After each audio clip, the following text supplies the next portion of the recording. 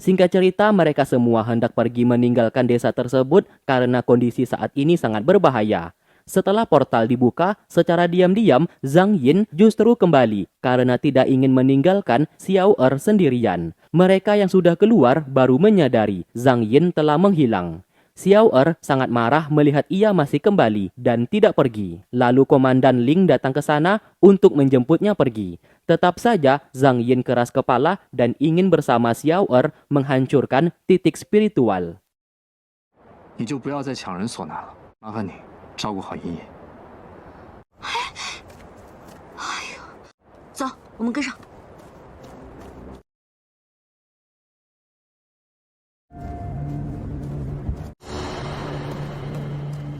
但是现在我没有时间跟你讨论对与错。 Tanpa sengaja Xiao Er bertemu dengan Bunga yang turun ke desa memang mencarinya. Perdebatan pun terjadi, yang intinya Bunga meminta ia untuk segera pergi agar nyawanya tetap aman. Tentu saja Xiao Er menolak. Tugasnya dari sang guru menghancurkan ketiga titik spiritual untuk kedamaian tiga alam. Ia justru kecewa kepada Bunga bersama Yin Feng yang jelas-jelas seorang dewa namun membantu Sun Go, pria jahat tersebut. Zhang Yin datang ke sana menghentikan perdebatan mereka, namun kepalanya menjadi sakit karena Bunga membahas masa lalu mengenai pernikahan Bunga antara Xiao Er yang digagalkan oleh Zhang Yin. Hal itu membuatnya teringat kembali. Komandan Ling segera membawanya pergi. 茵茵，茵茵，那你先扶她回去吧。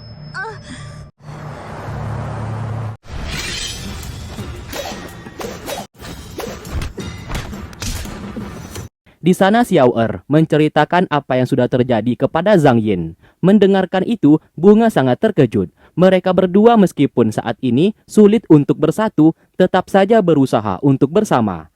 Karena Bunga tidak mau pergi, terpaksa ia pun membuatnya pingsan. 你是说，你永远都不会爱上我？也许这才是命定的缘。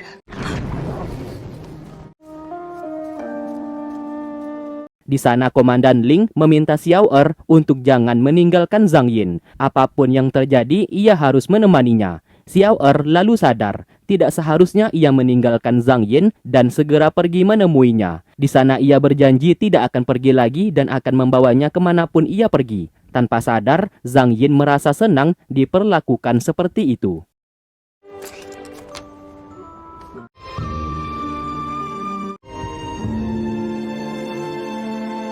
Singkat cerita, pencarian kembali dilakukan dan pada akhirnya mereka menemukan sebuah lubang yang mengarah ke titik spiritual berada. 怎么感觉这里面有点邪气？ Setelah masuk ke dalam lubang tersebut, terlihat banyak patung yang dimana patung tersebut milik Sun Go yang menyegel titik spiritual supaya Xiao Er tidak bisa menghancurkannya. Tak lama kemudian, Yin Feng datang ke sana untuk menghentikan mereka. Zhang Yin menghadapinya agar bisa memberikan kesempatan kepada Xiao Er dalam menghancurkan titik spiritual di sana.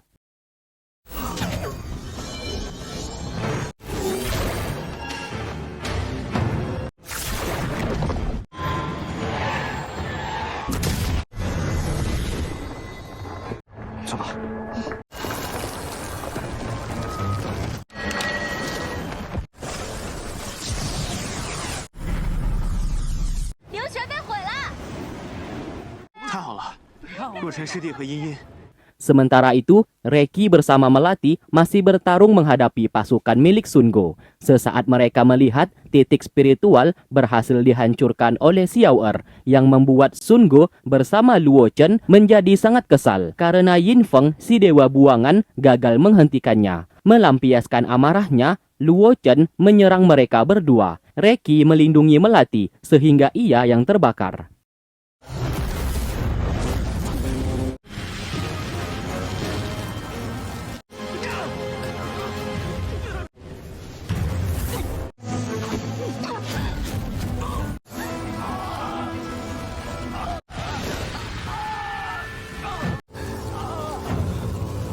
Melihat itu, Melati segera menyelamatkannya supaya api tersebut menghilang, tidak membunuh Reki.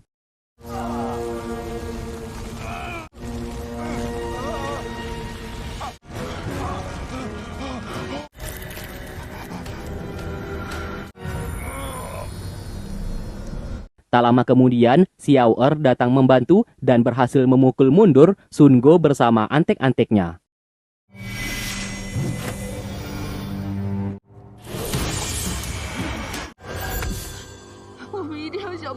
Kemudian mereka kembali untuk meminta pertolongan kepada guru di sekte Sisuan. Sang guru berusaha mengeluarkan api panas di dalam tubuh Reki. Hal itu memang berhasil, nyawa Reki bisa selamat. Namun sayang, bekas luka bakar di tubuhnya beserta wajahnya tidak menghilang dan kemungkinan bisa menjadi cacat seumur hidupnya. Mendengarkan itu, Reki langsung terbangun untuk segera bercermin. Alangkah terkejutnya saat melihat wajahnya kini sudah menjadi cacat, yang membuat ia sangat frustasi.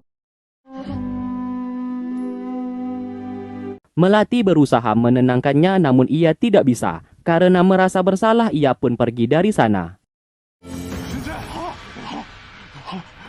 Beruntung, Xiao Er mampu menenangkannya dan berjanji akan mencari cara dalam mengembalikan wajahnya seperti semula. Singkat cerita, ceritanya tidak singkat. Xiao Er menemui para guru untuk melaporkan keberhasilannya menghancurkan kedua titik spiritual. Kini tinggal menghancurkan titik spiritual yang terakhir dan ia akan turun gunung 2 hari lagi. Guru Ziyang bersama guru lainnya sangat bangga kepadanya. Di sana Xiao Er juga menceritakan masalah Sun Go bersama antek-anteknya yang selalu mengganggu tugasnya. Bahkan Reki saat ini menjadi korban. Tubuh beserta wajahnya terbakar. Masalah itu para guru akan mengatasinya sendiri dan akan membalaskan dendam atas perbuatan Sun Go bersama beberapa sekte di luar sana. Para guru meminta Xiao Er untuk berfokus dengan tugasnya saja. Kemudian guru Ziyang memberikan banyak sekali emas kepada Lukman beserta Lukmin. Ia tahu mereka sudah membantu Xiao Er, maka dari itu ia memberikan banyak emas kepada mereka. Selain ucapan terima kasih, ia mau Lukman dan Lukmin membuat senjata spiritual yang sangat hebat dalam membantunya melindungi sekte Sisuan, yang mungkin saja sebentar lagi akan diserang oleh beberapa sekte di luar sana. Lukman dan Lukmin menyetujuinya. Menggunakan emas di sana, mereka akan melakukan eksperimen dalam membuat senjata paling terhebat untuk melindungi sekte Sisuan. Singkatnya, Xiao Er hendak turun gunung menyelesaikan tugasnya. Ia juga membawa Zhang Yin dan mereka pun berpamitan. Ibu Zhang Yin juga ikut mengantar putrinya yang pergi dan meminta ia untuk hati-hati. Tak lama kemudian, King Yi juga datang ke sana dan ia juga ingin ikut dalam membantu Xiao Er bersama Zhang Yin. Setelah itu, Xiao Er bersama yang lainnya menginap di sebuah rumah. Lalu King Yi menghampiri Zhang Yin. Ia ditugaskan oleh Xiao Er untuk membuat Zhang Yin mengingat kembali ingatannya terhadap Xiao Er. Hal itu dilakukan supaya Zhang Yin kembali sakit kepala dan bisa melupakan Xiao Er kembali. Hanya itu satu-satunya cara supaya Zhang Yin tidak ikut pergi. Di sana King Yi tidak bisa melakukannya karena ia tidak tega. Melihatnya bersedih, Zhang Yin salah paham dan mengira Xiao Er telah memarahinya. Ia pun pergi memarahi Xiao Er. Namun sesaat amarahnya mereda karena salju telah turun. Ia pun bersenang-senang sambil bermain salju.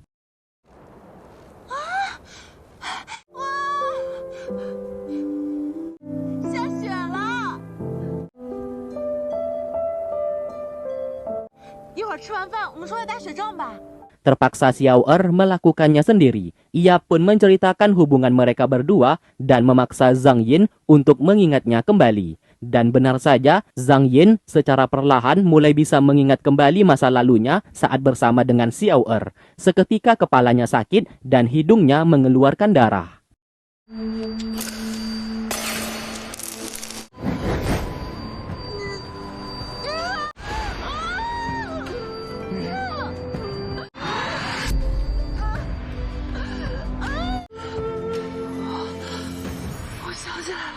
Karena hal itu, ia pun bisa mengingat masa lalunya dan segera memeluk Xiao Er untuk meminta maaf karena ia sudah melupakannya. Namun itu tidak bertahan lama karena setelahnya ia pun kembali melupakan Xiao Er, bahkan tidak mengenalnya lagi. Xiao Er sangat terpaksa melakukan itu, dan akhirnya ia pergi meninggalkannya supaya Zhang Yin tidak mengikutinya lagi, sebab tugasnya kali ini sangat berbahaya dan tidak mau nyawanya menjadi korban. Tak lama kemudian, King Yi datang menghampiri. Zhang Yin bertanya apa yang terjadi dan kenapa ia bisa berada di sana. Terpaksa, King Yi berbohong kalau Zhang Yin ditugaskan oleh gurunya mencari tanaman obat untuk mengobati Reki yang terkena luka bakar dan menginap di rumah tersebut untuk sementara waktu karena hujan salju telah turun. Di malam hari, King Yi merasa bersalah atas kebohongan yang telah ia ucap.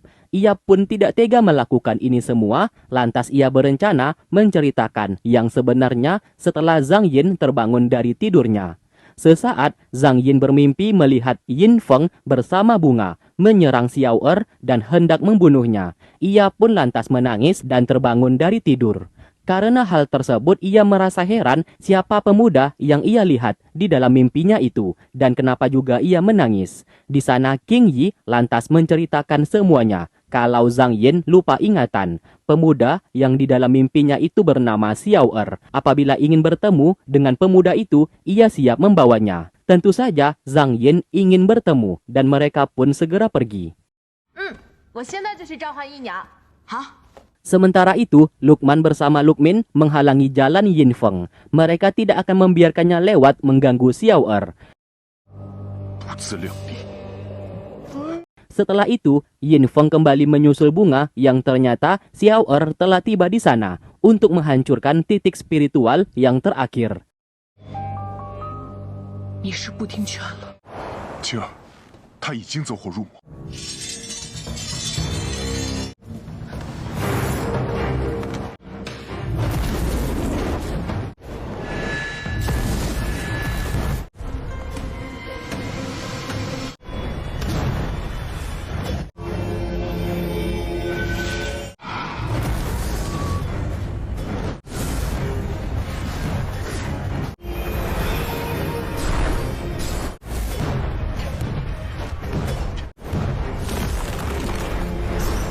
Ternyata Lukmin bersama Lukman telah dikalahkan oleh Yin Feng. Bahkan Lukmin tewas di sana. Melihat itu, Lukman sangat bersedih.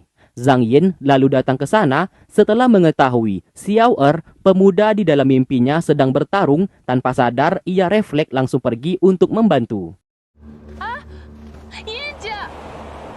Di saat Xiao Er hampir berhasil menghancurkan titik spiritual, Yin Feng hendak membunuhnya.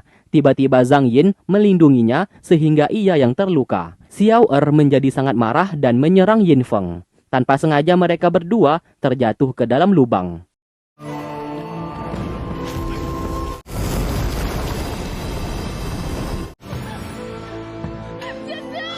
Singkat cerita, Yin Feng menemui roh Raja Iblis yang mengaku sebagai dewa. Karena Xiao Er dinyatakan sudah meninggal, Yin Feng mendapatkan roh awan dewa sesuai yang dijanjikan. Mendapatkan barang tersebut, ia pun segera pergi untuk memberikannya kepada bunga. Bukannya senang, bunga justru merasa bersalah setelah mengetahui Xiao Er dan Zhang Yin telah mati. Percuma saja mereka seorang dewa namun berubah menjadi pembunuh. Seorang dewa seharusnya mengasihani umat manusia dan membimbing ke jalan yang benar, bukan menjadi pembunuh seperti ini. Tanpa peduli apa yang dibicarakannya, Yin Feng tetap saja menyerahkan roh awan dewa supaya bunga mendapatkan kekuatan dewinya. Dengan begitu mereka bisa kembali ke dunia langit. Sayangnya bunga menolak dan tidak ingin melakukan itu.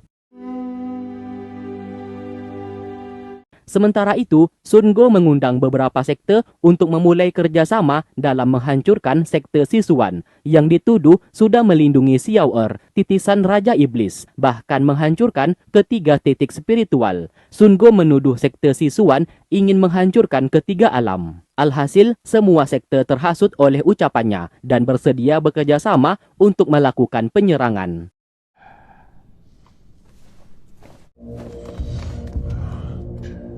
Sedangkan di sekte Sisuan, King Yi menceritakan semuanya. Mereka sangat bersedih terutama ibu dan ayah Zhang Yin setelah mengetahui putri mereka sudah meninggal. Sang ibu bersumpah akan membalaskan dendam kepada Sun Go dan semua antek-anteknya yang telah menyebabkan putrinya meninggal. 不，都是我的错。 Sedangkan Yin Feng terus memberikan roh awan dewa dan mendesak bunga menggunakannya. Karena terus didesak, bunga terpaksa melakukan apa yang ia mau. Di saat menggunakan roh awan dewa untuk mendapatkan kekuatan dewinya, justru terus mengingat Xiao Er, sehingga roh awan dewa tidak berguna. “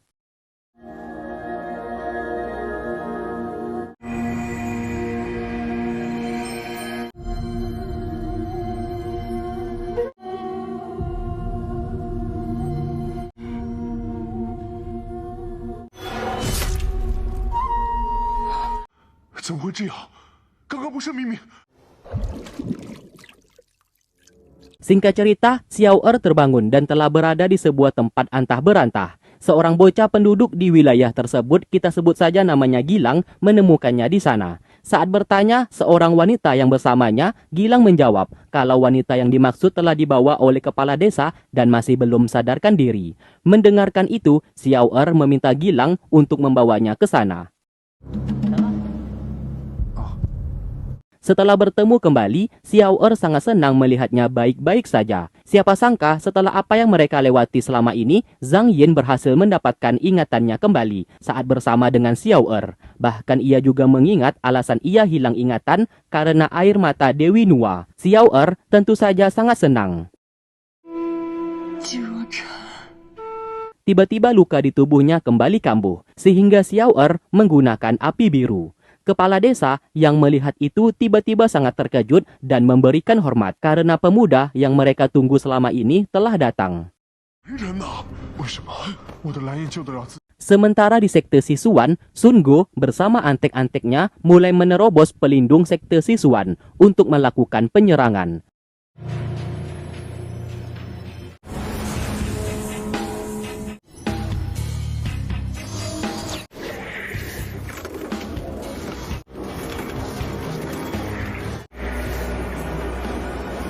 Guru Zi yang mendapatkan informasi sekte mereka telah diserang. Ia pun segera mengutus seluruh murid untuk memperkuat pelindung sekte Sisuan dan pasang badan di garis depan. 各脉弟子均归入到太常宫。 Singkat cerita, kini kehidupan Xiao Er bersama Zhang Yin kembali membaik. Mereka berdua pun senang tinggal di desa tersebut karena desa itu sangat damai dan aman. Tiba-tiba Xiao Er memetik sebuah bunga untuk melamarnya. Tentu saja Zhang Yin menerima dan sangat bahagia. 在下季若晨，好不好？ Akhirnya, di desa tersebut mereka pun hendak melangsungkan pernikahan, dibantu oleh beberapa penduduk untuk menyiapkan pesta pernikahan.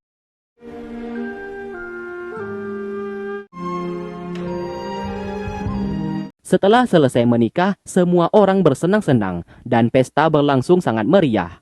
Xiao Er lalu memberikan peluit hasil buatannya. Apabila terjadi sesuatu hal, tinggal tiup saja. Ia akan datang. Baru saja hendak meniupnya, tiba-tiba Zhang Yin muntah darah dan pingsan di tempat.